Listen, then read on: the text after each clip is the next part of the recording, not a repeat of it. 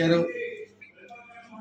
Sympathy grounds నుంచి వచ్చి ఒక్క ఛాన్స్ అంటే ఒక్క ఛాన్స్ ఇచ్చిన తర్వాత అప్పుడు ఉన్న ఒక్క ఛాన్స్ ఇచ్చిన ప్రతి ఒక్కరూ కూడా కొన్ని వేల గుండెల్లో ఆయన గాడ్ ఫాదర్గా నమోదు చేసుకుంటాడని చెప్పి భావించారు. మరి ఆయన పాలన చూసిన తర్వాత ఈ మధ్య ఎలక్షన్ ముందు అందరికీ అర్థమైంది ఆయన గాడ్ ఫాదర్ కాదు, కొంతమంది గాడిదలకి ఫాదర్ మాత్రమే అని చెప్పేసి అందరికీ తెలిసింది. అలాంటి గాడిదలు ముఖ్యంగా ఈ కృష్ణా జిల్లాలో అంటే కంచెర గాడిదలు అని కూడా అనొచ్చు. వాళ్ళు ఇటు ఆడా కాదు అటు మగా కాదు.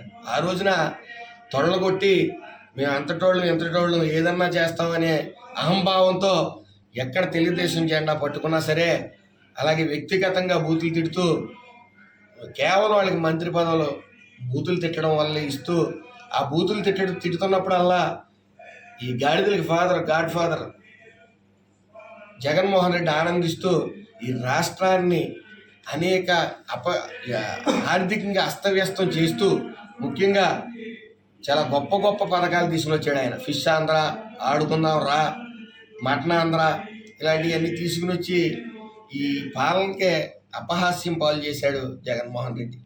మరి అందులో భాగంగానే ఆయన ఎక్కడ అవినీతి జరిగినా ఊరుకునేవాడు కాదు జగన్మోహన్ రెడ్డి.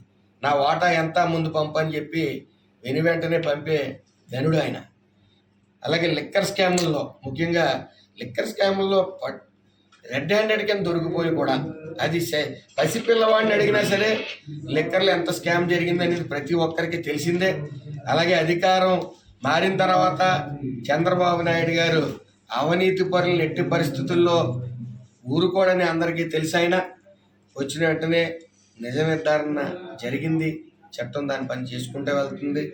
మరి ఈరోజు ఏం చెప్పాలో తెలియక మరి ఏవో పిచ్చివాగుడు వాగుతూ ఉన్నారు. ఏదేమన్నప్పటికీ అవన్నీ పట్టించుకోకుండా చట్టం దాని పని చేసుకుంటా పోతూ ఉంది. అభివృద్ధి సంక్షేమం రెండు కళ్ళుగా సుమారు 450 కోట్లు ఈ కృష్ణా జిల్లాకి అభివృద్ధి పనుల కోసం అమౌంట్లు శాంక్షన్ చేయగా, నిధులు విడుదల చేయగా, మరి అలాగే సంక్షేమం ముఖ్యంగా తల్లికి వందనం, అలాగే అన్నదాత సుఖీభవ రానున్న నెలలో అమల్లోకి వస్తాయి. అలాగే ఆగస్టు 15న మరి ఉచిత బస్సు అనేది మహిళలకు ఏర్పాటు చేయడం కూడా జరిగింది.